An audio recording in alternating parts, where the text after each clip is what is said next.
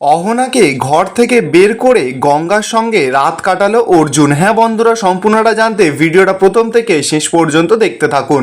ধারাবাহিকের শুরুতে দেখা যাচ্ছে গঙ্গা তো নিজের ঘরে এসে খুব জোরে জোরে কাঁদছে। ঠিক তখনই তো অর্জুন সেখানে আসে। অর্জুন এসে গঙ্গাকে বলছে, আরে বাবা তুমি এরকম ভাবে কাঁদছো কেন? গঙ্গা তখন বলছে যে স্যার আমার কিচ্ছু ভালো লাগছে না, আমার তো কান্না থামছেই না কিছুতেই। অর্জুন তো এবার খুব রেগে গেছে, গঙ্গাকে বলছেই একদম চুপ করে থাকো তো, আমি এখানে কি বলতে এসেছি সেটা শোনো। দেখো গঙ্গা, এই ডিস্ট্রিক্ট লেভেলের কম্পিটিশনটা কিন্তু এতটা সহজ হবে না। এর জন্য তোমাকে কি করতে হবে, দিন রাত কিন্তু পরিশ্রম করতে হবে, প্রচন্ড হার্ড ওয়ার্ক করতে হবে। আর নিজের মাথা থেকে না এইসব যে ভুলভাল চিন্তা ভাবনাগুলো আছে সেগুলো একদম বের করে দেবে। অর্জুন তো এবার ভালোভাবে গঙ্গাকে বোঝাচ্ছে, বলছে দেখো গঙ্গা, এইসব যে কথাগুলো বলছি না তার পেছনে অনেক কারণ আছে। আমি সত্যিই চাই যে তুমি ডিস্ট্রিক্ট লেভেলের এই কম্পিটিশনটা যেতো, তুমি সকলকে দেখিয়ে দাও যে তুমি গঙ্গা কি জিনিস। যারা এতদিন ধরে বলে এসেছে যে গঙ্গা নিজের জীবনে কিচ্ছু করতে পারবে না, আমি চাই যে তুমি তাদেরকে একটা মোক্ষম জবাব দাও। গঙ্গা তো এবার অর্জুনের কাছে গেছে, অর্জুনকে গিয়ে বলছে স্যার আপনি গঙ্গাকে এতটা ভরসা করেন, ব্যাস অনেক হয়ে গেছে, আপনার মান সম্মান সব এই গঙ্গা রক্ষা করবে। আর ওই প্রথম তিনজনের মধ্যে থেকে গঙ্গা ঠিক চাকরিটা জোগাড় করবে, আপনার মুখ কিছুতেই ছোট হতে দেবে না এই গঙ্গা। অর্জুনও তো এবার গঙ্গাকে সাহস দিচ্ছে, বলছে যে এই গঙ্গাকেই তো আমি দেখতে চেয়েছিলাম, এই স্পিডটাই আমি দেখতে চেয়েছিলাম। তুমি চিন্তা করো না গঙ্গা, আমি তোমার পাশে আছি। আমি সব সময় লক্ষ্য রাখবো যে তোমার এই কম্পিটিশনের পথে কেউ যেন বাধা হয়ে না দাঁড়ায়। এইসব কথা বলে তো এবার অর্জুন ওই ঘর থেকে চলে যায়। গঙ্গা তো এবার মনে মনে বলছে, যখনই গঙ্গা বিপদে পড়েছে স্যার এসে পাশে দাঁড়িয়েছে, এই মানুষটাকে আমি যত দেখি না ততই আরো ভালোবেসে ফেলি। অপরদিকে দেখা যাচ্ছে অহনা মেঘনাথকে বলছে, ও মেঘনাথ দা তুমি কিছু একটা করো, তুমি যেটা বলেছো সেটা যদি সত্যি হয় তাহলে তো আমি শেষ। মেঘনাথ তখন অহনাকে বলছে, যাক তুমি যে এইটা বুঝতে পেরেছো সেটাই অনেক। অহনা তখন বলছে, হ্যাঁ হ্যাঁ আমি বুঝতে পেরেছি, কিন্তু ওই গঙ্গাকে আটকাবে কি করে? শালময়ীও তো তখন বলছে যে হ্যাঁ কি করে করা যাবে। হ্যাঁ, মেঘনাথ তখন বলছে যে ওই গঙ্গার কনফিডেন্টটা ব্রেক করে দিতে হবে। দেখো গঙ্গা অর্জুনের সম্মান নিয়ে কিন্তু অনেকটা বেশি ভাবে, আমরা যদি সেই জায়গাটায় আঘাত করতে পারি তাহলে কিন্তু গঙ্গা শেষ। তখনই কিন্তু আমরা একমাত্র গঙ্গাকে অর্জুনের থেকে সরাতে সুবিধা হবে। মোহনা তো এবার মেঘনাথকে বলছে, মেঘনাথা কিন্তু এইসব কি করে হবে? শালময়ীও তো তখন মেঘনাথকে বলছে, হ্যাঁ কি হবে সেটাই তো বলো। মেঘনাথ তো এবার বুদ্ধিটা দেওয়া শুরু করেছে, শালময়ীকে বলছে, শালময়ী এই ধরো গঙ্গা অহনার পেটটা খারাপ করিয়ে দিয়েছিল, তো আমরা যদি সেই রকম ভাবেই ওই গঙ্গার পেটটা খারাপ করিয়ে দিই তাহলে কিরকম হয়?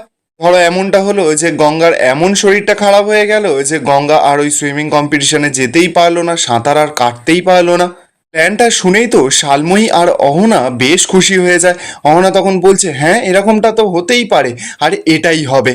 গঙ্গা আমার পেছনে লাগতে এসেছিল তাই না, এবার ওই গঙ্গা স্বপ্নভঙ্গ হবেই।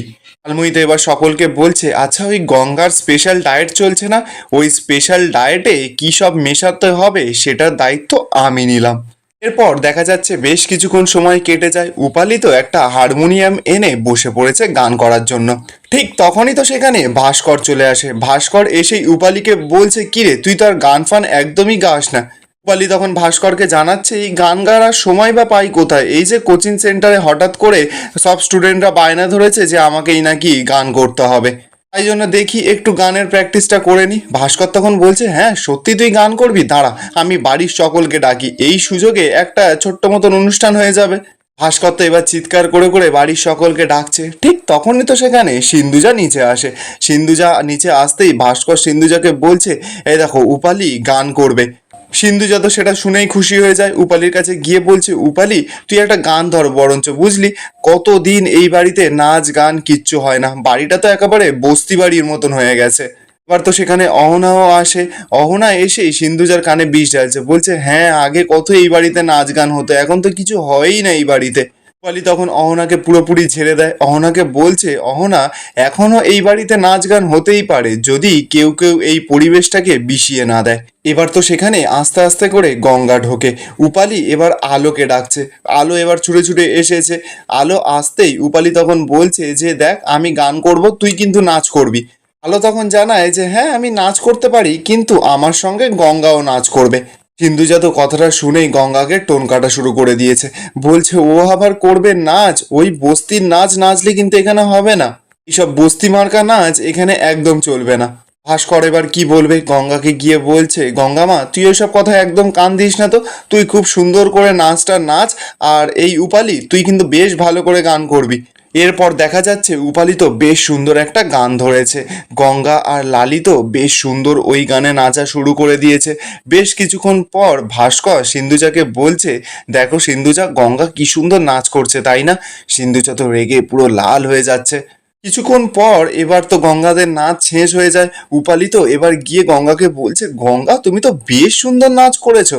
লালিও তো গঙ্গার প্রশংসা করছে, বলছে হ্যাঁ আমি তো ভাবতেই পারিনি যে রবীন্দ্রসঙ্গীতেও তুমি এত ভালো নাচ করবে। ভাস্কর তো এবার সকলকে বলছে, এই অনেক তো নাচ গান হলো, এবার তাহলে খাবার দাবারের ব্যবস্থা করা হোক। আর গঙ্গার তো আবার স্পেশাল ডায়েট চলছে, সেই খাবারটাই বা কোথায়, গঙ্গার তো খাবার টাইম হয়ে গেছে। উপালি তখন বলছে, হ্যাঁ হ্যাঁ গঙ্গার তো খাবার টাইম হয়ে গেছে, গঙ্গার তো আবার স্পেশাল ডায়েট চলছে, ঠিক আছে আমি ওর খাবারটা বানিয়ে নিয়ে আসছি। এই বলেই তো উপালি গঙ্গার খাবারটা বানিয়ে আনতে চলে যায়। হিন্দুজা তো এবার সেই সমস্ত কিছু দেখে রেগে পুরো লাল হয়ে যাচ্ছে, ভাস্করকে বলছে, আমি বুঝতে পারছি না যে গঙ্গার ডায়েট নিয়ে এই বাড়িতে এত মাতামাতি চলছে, তোমরা যে কি চাইছো না আমি সত্যি কিছু বুঝতে পারছি না। আবার শুনছি নাকি ওই মেয়ে ডিস্ট্রিক্ট লেভেলে কম্পিটিশন খেলবে, দেমাগে ওর পা পড়বে তো এই বাড়িতে। ভাস্কর তো এবার সিন্ধুজার কথাগুলো শুনে রেগে যায়, ওখান থেকে রাগমাগ দেখিয়ে উঠে চলে যায়। সিন্ধুজাও তো এবার কি করবে, সিন্ধুজাও ওখান থেকে উঠে চলে গেছে। অহনা তো এবার মনে মনে বলছে, যাক পুরো মাঠ ফাঁকা হয়ে গেছে, গঙ্গা এবার তোমার ব্যবস্থা আমি করব। এবার তো অহনা নাটক করা শুরু করে দিয়েছে, বলছে উ মা গো আমার পায়ে খ্যাচ ধরেছে। তো এবার উপালি রান্নাঘরে তো গঙ্গার জন্য টিফিন বানাচ্ছিল, সঙ্গে সঙ্গে উপালি তো ছুটে আসে অহনার কাছে। অহনা তো নাটক করে করে বলছে, আমার পায়ে না এই খ্যাঁচটা কিভাবে যে ধরে আমি বুঝতে পারি না। এবার তো উপালি তাড়াহুড়ো করে অহনার পাটা ডলে ডলে দিচ্ছে। হিন্দুজা তো এবার দেখা যাচ্ছে সেই সুযোগে রান্নাঘরের ভেতরে ঢুকে পড়েছে, ঢুকে পড়েই ওই খাবারে মানে গঙ্গার খাবারে সব জোলাপ টোলাপ মিশিয়ে এক করে দিয়েছে। এবার তো সেই সময় গঙ্গা সেখানে চলে এসেছে। গঙ্গা আসতেই উপালি গঙ্গাকে বলছে, হ্যাঁ গঙ্গা তুই বস, আমি তোকে খাবারটা নিয়ে আসছি, তোর জন্য খাবার তৈরি করাই আছে। উপালি তো এবার বাড়ির সকলকে ডেকে নিয়ে আসছে, বলছে যে তাড়াতাড়ি আসো সকলে খেতে বসবে। উপালি তো এবার খাবারটা আনতে চলে গেছে, গঙ্গা খাবার টেবিলে বসেছে। অহনা এবার মনে মনে বলছে, খাবারটা খাও গঙ্গা খাও, তুমি এমন অসুস্থ হতে চলেছো যে তুমি আর কম্পিটিশনে যোগই দিতে পারবে না, অনেক হয়েছে তোমার এই নাটক, তুমি আমাকে ল্যাং মেরে ফেলেছো তাই না, তোমার জীবনটা আমি পুরো শেষ করে ফেলবো, তোমার পুরো কেরিয়ার শেষ। এদিকে দেখা যাচ্ছে উপালি তো এবার খাবার দাবারগুলো এনে গঙ্গার সামনে দিয়েছে। আর এখানেই আজকের এপিসোডটা শেষ হয়ে যায়। আপনাদের কি মনে হচ্ছে, গঙ্গা কি এই খাবারটা খেয়ে অসুস্থ হয়ে পড়বে, নাকি গঙ্গা খাবারটা খাবেই না? কমেন্টে আপনাদের মতামত অবশ্যই জানাবেন।